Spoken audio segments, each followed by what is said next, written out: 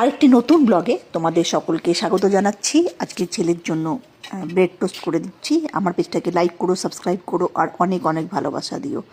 বেশ সুন্দর এই একটি টোস্ট, খুব ভালো লাগে, সিম্পল, খুব ফাস্ট হয়ে যায়।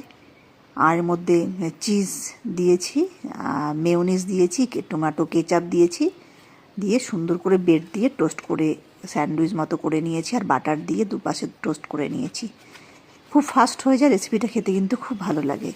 বাড়িতেই চটজলদি সুন্দর লাঞ্চ এটা করে নেওয়া হয়েছে। ছেলে লস্যি খেয়েছে, চাতু শরবত খেয়েছে, আম দেয়া হয়েছে, কলা খেয়েছে। এবার ব্রেড টোস্টটা করে দিলাম।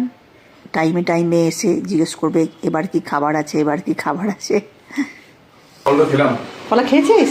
আমি এখন খাবো না, আমার এখন খা একটা, খা খা, আমি এখন না খাই। খেয়ে নে, খেয়ে নে।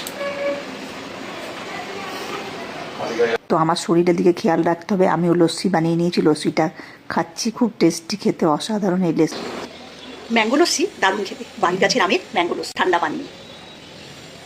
সবাই গরমে সুন্দর একটা ঠান্ডা ঠান্ডা ড্রিঙ্কস বানিয়ে করে খেতে পারো, খুব সুন্দর ম্যাঙ্গো লস্যি, হেলথের জন্য খুব ভালো। ডাবের জল, ডাবের জল তো খেতেই হবে না, দারুণ কিন্তু, একদম পেট ঠান্ডা থাকবে, শরীর খুব ভালো থাকবে আর গার্ডস খুব ভালো থাকবে।